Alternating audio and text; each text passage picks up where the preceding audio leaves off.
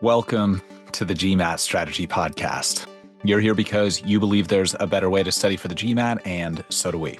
We created the GMAT strategy to maximize your results and minimize your effort so you can get to the fun parts about business school and life as quickly as possible. My name is Isaac Puglia, and I've been teaching GMAT classes and tutoring privately for the GMAT for over a decade, and I've achieved a 99th percentile GMAT score and helped thousands of students get into the business schools of their choice. I'm excited to be a part of your MBA journey since we all at TGS believe that our world can benefit from the best possible business leaders that we can find. If this show is bringing you value, please share it with your friends and family who are studying so that together we can make this process as easy and as painless as it can possibly be. Let's go. Welcome to Real GMAT Problems, episode 36.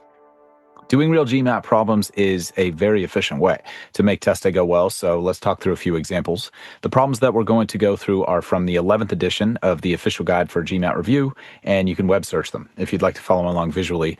Just so you know, the 11th edition is out of print, and that's partly why I'm going to go through questions from that book, because that way, if you purchase this year's official guide, there shouldn't be any overlap between the questions that we're going to cover. The official guide contains retired problems that have appeared on past GMAT exams, so these are going to be quite similar to what you're going to see on your official exam.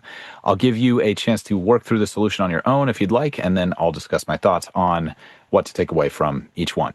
I recommend pausing after I read through each problem and trying to solve it. At the very least, try to visualize how you would solve it if you're on the go. You might not be able to execute all the steps in your head, but just do your best. It's a great mental workout. If you are in a situation where you can physically write down what you would on test day, that's definitely ideal. So let's start with a warm-up problem, and then we'll explore some more complicated questions that build on a few of the central concepts. First problem says, a retail appliance store priced a video recorder at 20% above the wholesale cost of $200. If a store employee applied the 10% employee discount to the retail price to buy the recorder, how much did the employee pay for the recorder? I'll read that again. A retail appliance store priced a video recorder at 20% above the wholesale cost of $200. If a store employee applied the 10% employee discount to the retail price to buy the recorder, how much did the employee pay for the recorder? Option A, $198. Option B, $216. Option C, $220. Option D, $230. And option E, $240. Again, recommend pausing here because I'm just going to jump right into the solution.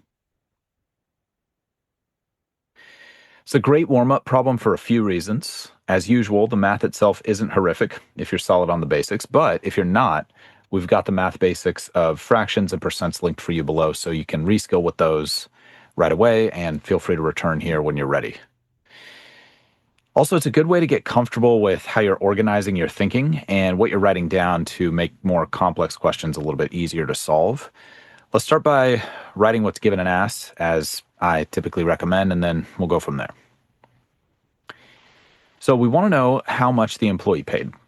We bought the recorder for $200, priced it at 20% higher than that. One of the employees, though, then applied a 10% discount to that price. And this is a good opportunity for some columns. The problem isn't that complicated, so we might not end up with more than one row, but that's fine. There's still a lot of value to be gained from building the habit of being visually organized in general, which you've probably heard me say quite a few times if you've been following this series for a minute.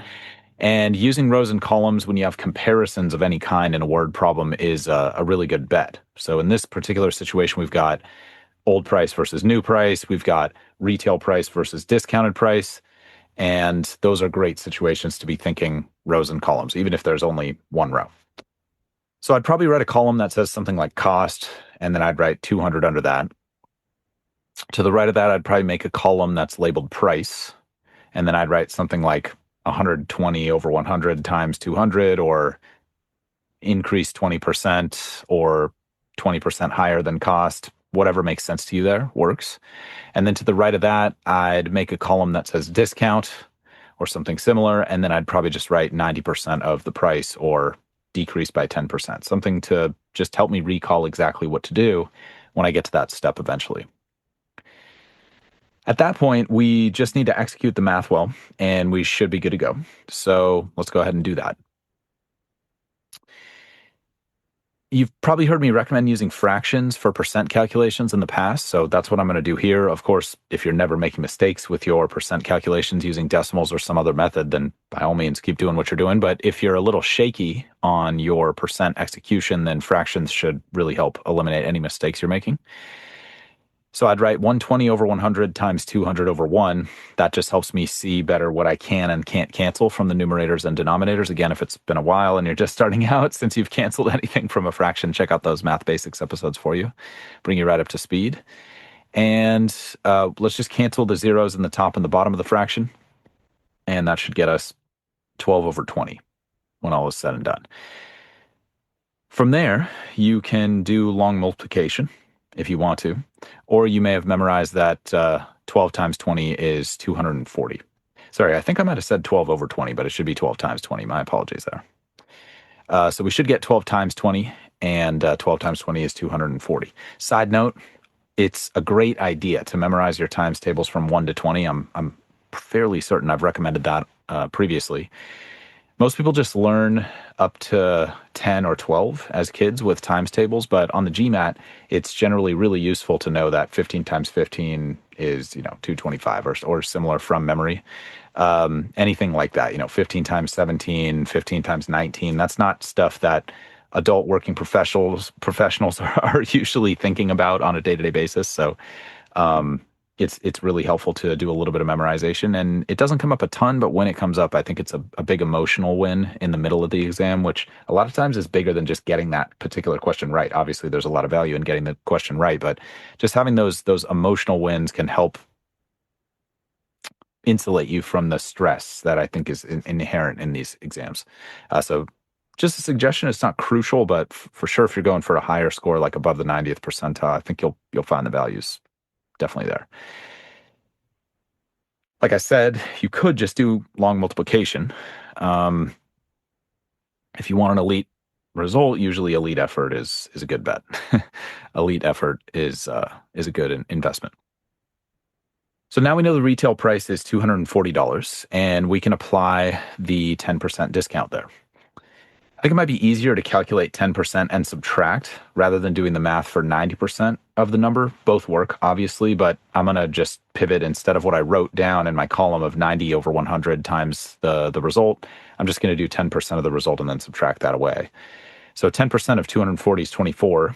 That's a little bit easier for me to do than 90% of 240. And 240 minus 24 is 216. So again, feel free to use long subtraction there if you like, and if you struggle with computation mistakes. And 216 is our correct answer, which also corresponds to option B, as in beta. And interestingly, it doesn't look like there's a big trap answer with a lot of gravity on this one. So the best tip that I can give, beyond what I already shared about just staying organized and a lot of the basics that you've probably heard me speak about before, is that it's usually best for most people to do those percent and decimal calculations as fractions.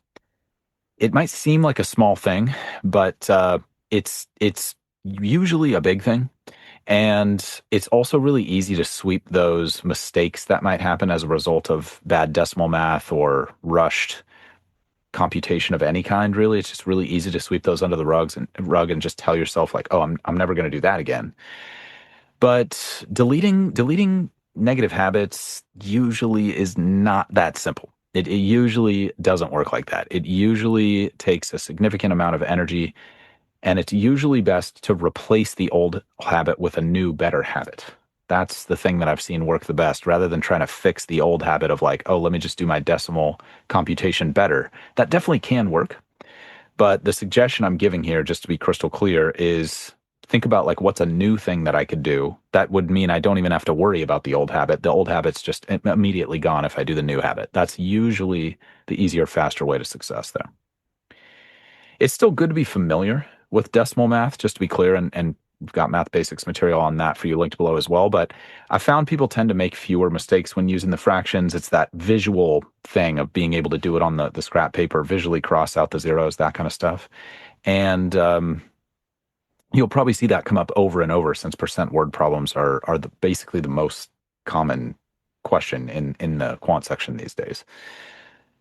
But that's really the long and short of that question, and probably the best advice I can give you there. The hit rate for us as a group with that question is pretty high, which is why I chose it as a warm-up question. But it also does introduce some interesting themes that I think you'll find valuable for the next question. So if there's anything you want to remember from that one, I'd recommend just pausing and making like a note to self right now, or just send yourself a quick text or email to note it later, and then we'll build on those concepts with a couple slightly more complicated examples.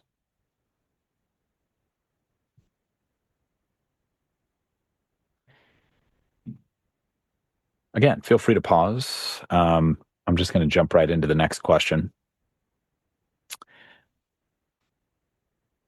Question says, a tank contains 10,000 gallons of a solution that is 5% sodium chloride by volume. If 2,500 gallons of water evaporate from the tank, the remaining solution will be approximately what percent sodium chloride? Again, a tank contains 10,000 gallons of a solution that is 5% sodium chloride by volume. If 2,500 gallons of water evaporate from the tank, the remaining solution will be approximately what percent sodium chloride?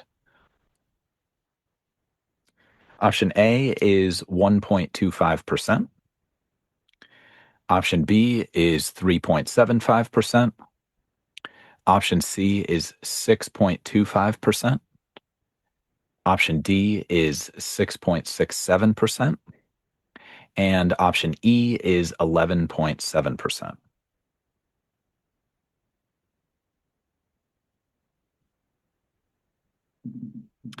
Again, recommend pausing here, getting as far as you can.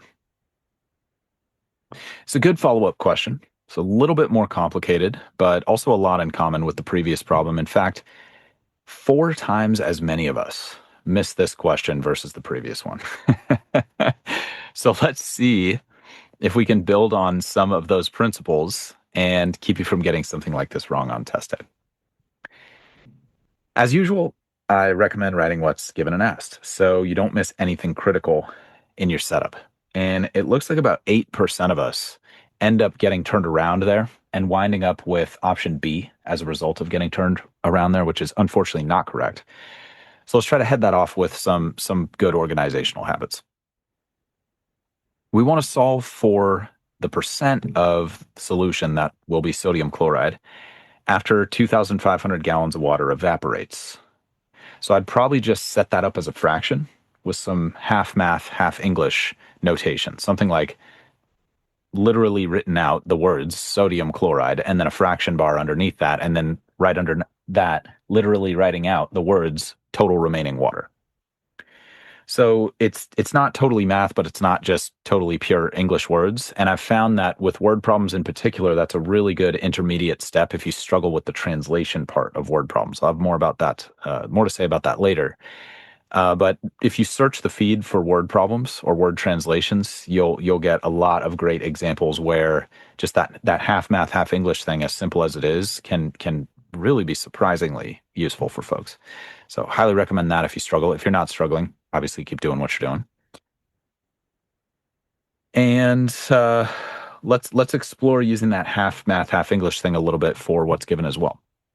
So I'd probably write something like 10,000 gallons, like the number 10,000 and the word gallons, and then a multiplication symbol, and then 5%, and then the word sodium chloride. So like half math, half English there. And then I'd write something like remove 2,500 gallons.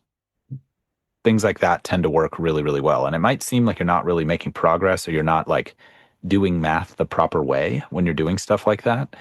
But that intermediate step, it allows you to capture the logic of the problem. And if you can capture the logic of the problem, you can usually express it mathematically well.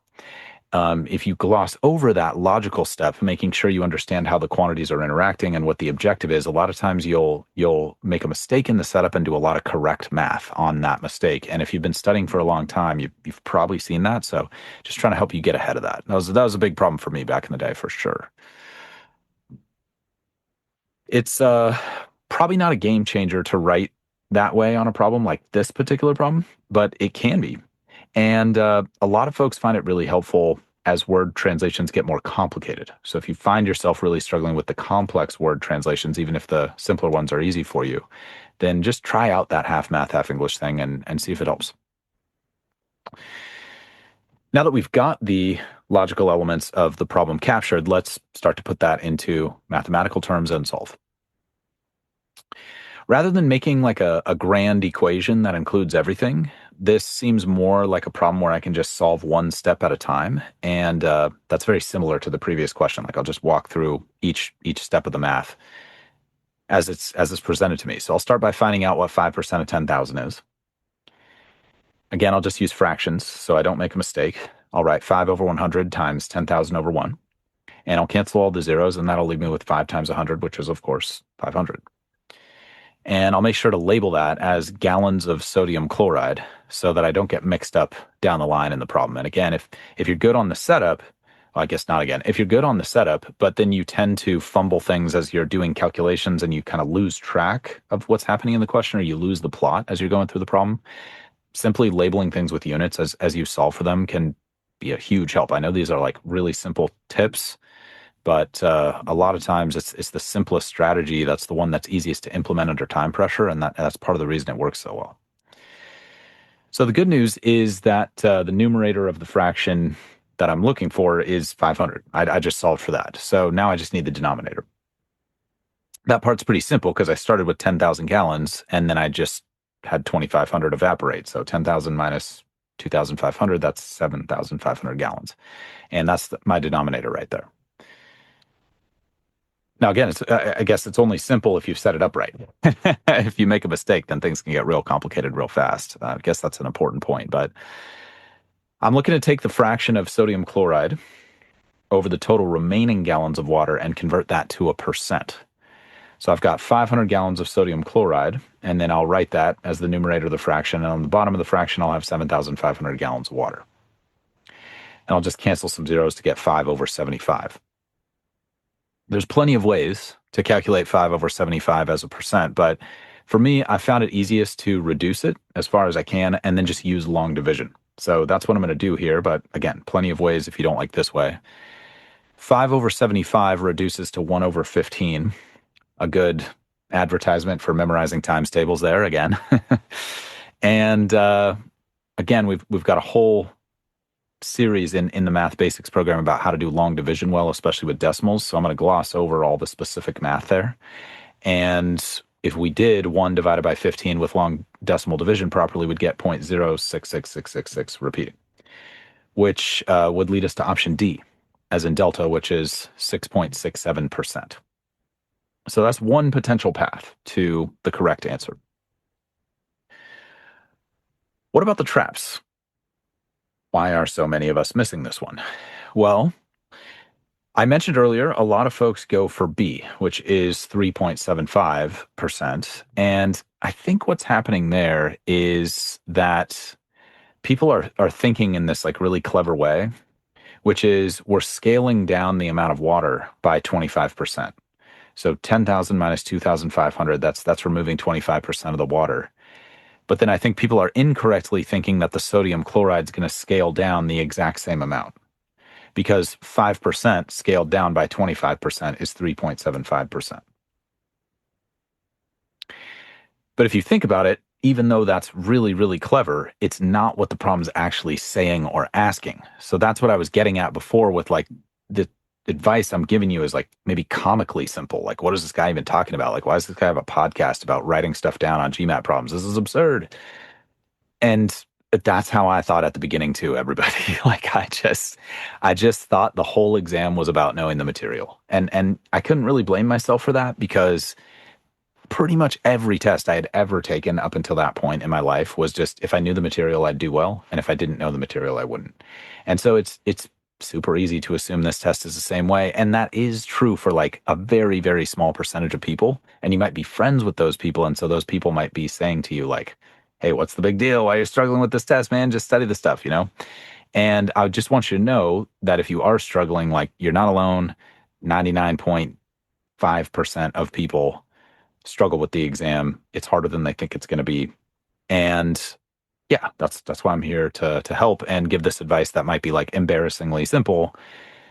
But again, I think if you've been studying for a while, you'll be like, wow, like I probably should do that. So um it's just part of the reason you've heard me emphasize the comprehension and organization pieces so much is like you have these really intelligent people coming up with this really clever solution to this problem of like, oh yeah, I'm just scaling the solution, you know, no big deal. And it's just such a big bummer when you invent a great solution to a problem that you're not actually being asked on the exam. So just trying to help you avoid that. Interestingly, many of us go for option C, which is 6.25%. And I think that's probably just a math error. So, in addition to the tips I just gave, I'll also recommend working on your decimal long division just a little bit so that it's there when you need it. It's not something you're probably going to need to be doing an hour a day for the next month. That's super unlikely that you need to practice that much. But I think like putting at least an hour total into it could make a lot of sense. And then you've probably got what you need. Like it's not something you're going to use a ton on the GMAT, but when you need it, if you're rusty on it or you're not comfortable with it, that can lead you to answers like C. And yeah, I think there's a large percentage of us going for C. Let me double check. I think it's 7% of us pick C, which is like, if you think about it, that's real close to the right answer. Yeah, 7% pick C. And that hurts. That hurts. I don't know if it hurts as much as picking B. Um, but yeah, that's just why would we do that to ourselves? You know what I mean? Like I think that's a good way to think about it. So a little bit of practice with long division and decimal long division goes a long way. Again, we've got a whole pod episode on you on it for you, linked below. And you can even use a little bit of Gen AI if you want some practice problems or just a web search. I'll get you some good decimal long division practice problems. I mean, probably between 10 and 50 maximum would be like more than enough. So again, if you're not feeling rock solid on your approach to decimal long division, check out that math basics episode. Do a little bit of practice, and that should greatly increase your odds of success on a problem like this one. It's probably more than enough for that one. So as always, I just recommend pausing and making a note to self if there's something you want to remember there.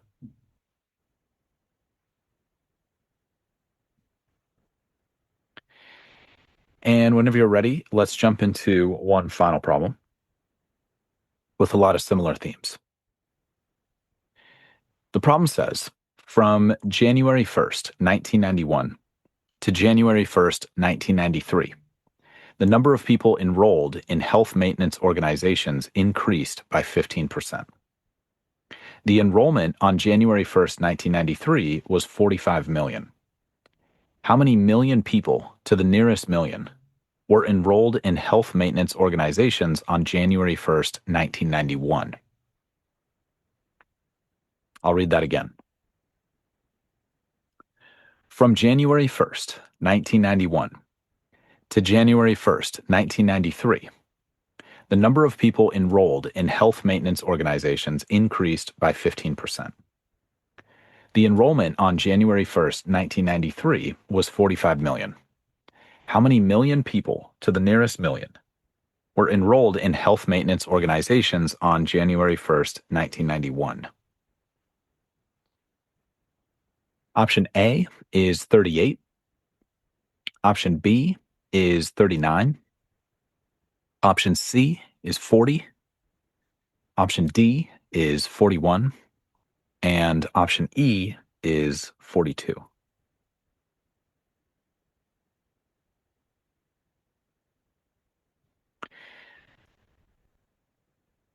Again, I recommend pausing and solving.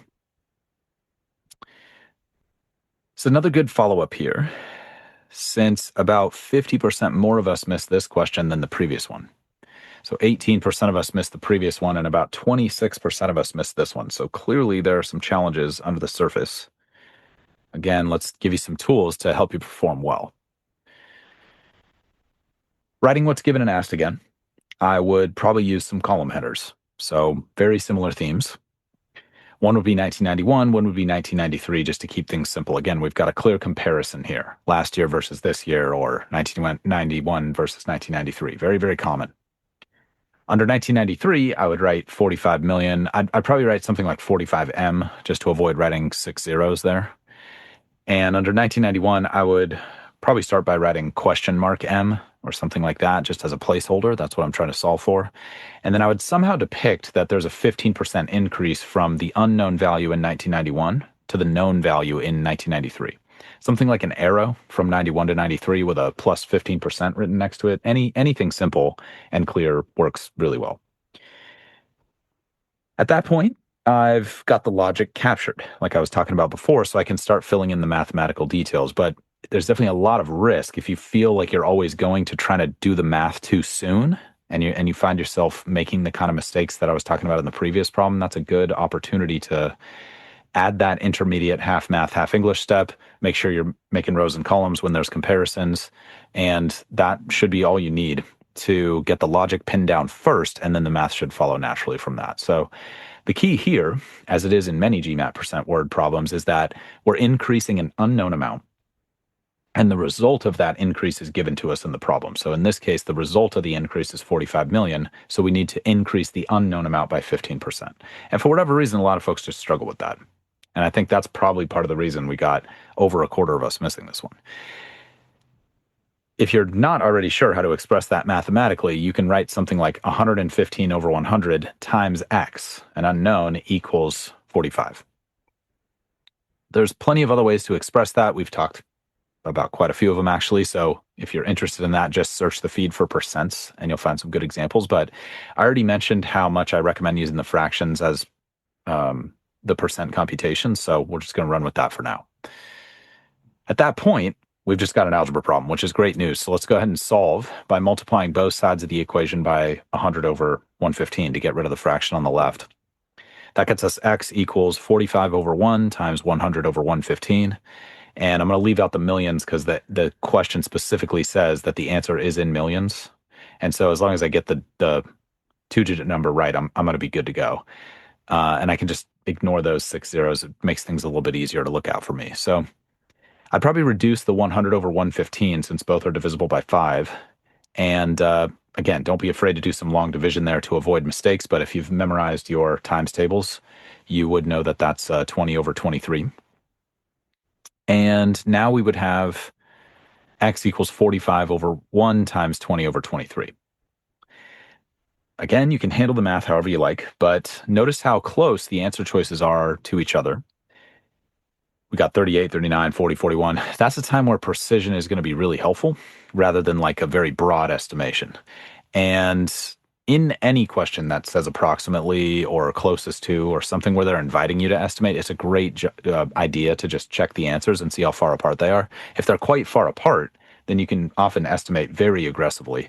But if they're close together like this one, it's usually good to use something more mathematically precise. In fact, we saw that in the previous problem, and those answers are even closer to each other than these ones are. So that's part of the reason I was favoring long division on the previous problem, and that's part of what's going to lead me to favor long division rather than a quick estimate on this one also. It's not the greatest news, since I would prefer a quick estimation, but I guess if the price of getting my dream MBA and having my dream career and probably living my dream life as a result is some long division, then that seems like a pretty good trade. So I'd probably do multiplication on 45 times 20 on the top of the fraction to get 900. And then I'd just set up my long division as 900 divided by 23. Again, just going to gloss over the details because I've done a truly tremendous amount of long division on the pod. And all the math basics lessons are there if you would like some upskilling. Let's assume I do my math properly. And that gets me to 39, which would get me to answer B, as in beta, which is the correct option. And on the surface, I don't think that problem looks much more complicated than the previous one, which is interesting because, like I said, 50% more of us miss it. So let's try to dig into why that's happening. Looks like about 13% of us choose A, which is 38, and then about 9% of us choose C, which is 40. So those numbers that are directly above and below the correct answer. And similar to C in the previous problem, I think that indicates that people are just doing the math wrong. Like they're getting really close to 39, and then they're either estimating too quickly or too aggressively, or they're just making a straight up mistake in the math. So while typical errors on questions like this are more organizational, like solving for the wrong element of the problem or not capturing the logic like I was talking about, this one actually looks like most of us get it set up right and then just fumble the numbers, which again, it just hurts. It's just so painful. So that's a strong endorsement for the recommendation I made on the previous question, which is just work on your long division skills enough. You don't even have to like work on them a lot. Just work on them so that they're sufficiently good. And in the previous one, I was talking about decimal long division, which people are generally worse at than regular long division. But apparently, regular long division is a struggle on this problem for a lot of us as well. Not trying to call anybody out here. I struggled with it too. But I'm trying to make the point that it's a simple fix. So I would say probably not something you need to be doing 2 hours a day, but it might be something that's worth putting a few hours into until you feel rock solid with it. Having said all that, it does bring up one final issue that I have found to be pretty common, which is that people know how to do the long division properly, but they just don't execute well all the way to the end of the problem. And that's understandable. We all get fatigued. As a group of people, we're probably way more fatigued than most people because we're generally working intense jobs. We like to do a good job, so we're usually working intensely at those intense jobs, and then we're studying for a really intense exam on the side or on top of all that. And those kinds of things can definitely wear you down. So it's okay to give yourself some grace when it's warranted. But it's also a good idea to ask yourself whether what you're doing during your studies is acceptable behavior to you given your own goals. Again, I'm asking you to self-assess here. I'm not judging anybody, just asking you to ask yourself that question. For example, none of us want to work with quote unquote dreamers who like can't get things across the finish line, if that makes sense. So people who have the big ideas and they're like, we're going to do this, we're going to do that, but like they're never actually getting results. None of us want to work with those kinds of people. And so obviously we don't want to be that kind of person. And I've said this in the past, but I'll say it again. Having a moment of weakness does not make you a weak person. We all have moments of weakness. Like I said, we all get fatigued sometimes, but always behaving in weak ways definitely makes you a weak person. So don't accept that from yourself. What we tolerate, we tend to invite more of. So it's like an important truth for most of us. At the same time, if we look at the flip side, it can be almost impossible to work with people who have totally unrealistic expectations, such that people are always going to be perfect 100% of the time. So we don't want to become that person either. So usually the ideal is between those two extremes, and it can be a challenge to manage ourselves well within those parameters. Now, one thing I've found that's interesting is it's okay if other people think that your expectations are unrealistic. Not everybody is going to agree on that, and a lot of people just want you to take it easy on them, which is sometimes the right thing, but not always. And I think that the key is that it doesn't really matter if other people think your expectations are, well, it can matter in many situations if other people think your expectations are unrealistic. The key is that your expectations cannot be unrealistic, okay? So that goes beyond just betting against consensus and borders on insanity. So we don't want that. So just to try to put this into practice and give you some tools, my advice is don't let yourself finish problems in a weak way. If you started the problem strong, it doesn't matter how tired or frustrated you are. You should do everything you possibly can to execute well all the way to the finish, all the way to the last step, even if that means taking a break mid-problem to regain your composure and make sure that what you're writing down reflects how serious you are about this process and being successful with it. And that's because fatigue is part of the exam. And generally, fatigue is part of doing most things well. So it's worth building the skill of performing well when you're fatigued, and this will help with you. Because this helps you isolate the thing you can control in the situation, which is your own effort. You can't always control what's happening around you. You can't always control your circumstances or your stress levels or how fatigued you feel. Obviously, we should all try to control those things as much as we can, but that's not the point. The point is that even with your best and even superhuman effort, sometimes we may not be able to control all those things all the time. But the thing you can always control is your effort. And it's good to think about your effort that you're putting into the problem and finishing strong, kind of like a muscle, because the more you allow it not to flex, and the more you give in to whatever the voice in your head is telling you about why it's okay to not put forth the maximum effort, like that voice that's constantly negotiating with you against your commitments, then the weaker that muscle is going to get. But the good news is if you practice using that muscle, then it gets stronger. If you're just starting out, it might not be that strong yet. That's okay. I started with really weak in that department, and it took me a long time to get it strong enough. But obviously, I was able to do that, and it's been really, really helpful. Like I said, you want to give yourself grace when it's appropriate, but don't accept not trying. That's super unlikely to get where you want to go. Okay, so the phrase I like to repeat to myself is a quote from Michael Jordan. He used to say, "I can accept losing. Everybody loses sometimes, but I can't accept not trying." And Michael Jordan was arguably the person who was the best at his job that anyone's ever been at their job. And so he's a good authority on effort. Now, the flip side of that is if you start a problem and it's clear that you're not in a good headspace and you're not going to be able to execute well, then it's probably best to just pause the study session and take a break rather than trying to push yourself to finish strong, even though you started it like not so strong. And that's a good way to make the decision, because it's not always easy to make those decisions when we're fatigued. It's like, should I push or should I take a break? These are, it seems easy and obvious from the outside, but it's not always easy and obvious when kind of the fog of war sets in and you're in the trenches, so to speak. The reason for this advice I'm giving you is a lot of the thoughts and actions that lead to great results on the exam are habitual, meaning that you want to practice in a way that encourages you to think and act in the optimal way for test day. And the more you practice those thoughts and those actions, the easier it's going to be to keep doing those thoughts and actions. And the more you practice without those thoughts and actions, then the more difficult it's going to become to integrate them when it counts. So that comes back to the it's like a muscle. The more you use it, the stronger it gets. So it's going to be really disruptive to your practicing when you don't have the physical or mental resources to execute well. So it's all about, how did I start the problem? So if I started the problem strong, I want to force myself as much willpower as I can muster to finish strong. If I'm unable to start the problem strong and I'm really struggling and spinning my wheels there, then that's probably a time to take a break. And I'm meaning in terms of execution. If you don't understand something in the problem content wise, you can probably dig into that. But that's kind of obvious. I'm talking more about, like, how do you know if you're too tired, basically. So you want to give yourself some grace when you're having trouble starting problems strong. So despite even the best effort, the body has limits.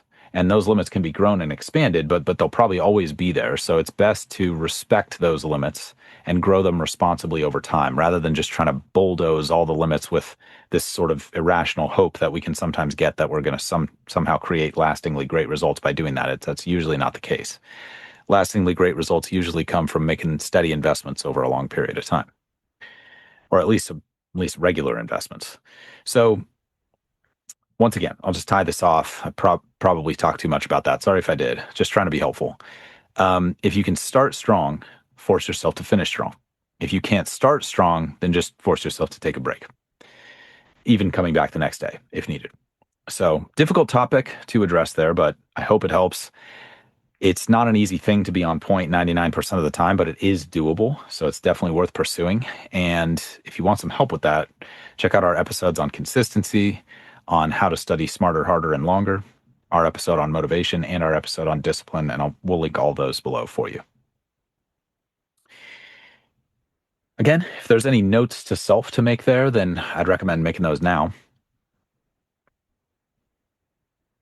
And feel free to pause if that would be helpful. If you have questions about anything we've presented here, you can reach us at the GMAT Strategy on current social channels, or you can email us. Our email address is contact, CONTACT, @thegmatstrategy.com, and we'll do our best to help out. None of this is medical advice or psychiatric advice, just to be clear about what I was talking about before. If you're really, really struggling with mental or physical fatigue or problems, then definitely get professional help. But if you are in good health, then I think all the advice that I just gave applies. And as always, my greatest hope is that this material is going to make your studies as easy and as painless as they can possibly be. If you want more tips and more strategies for optimizing your performance on the GMAT, just head to our website, thegmatstrategy.com, and I recommend checking out our video presentation on how you can reach your dream GMAT score in half the normal time. In the meantime, this is a regular show, so please subscribe and please stay positive and stay consistent with your studies, everyone. Talk to you soon.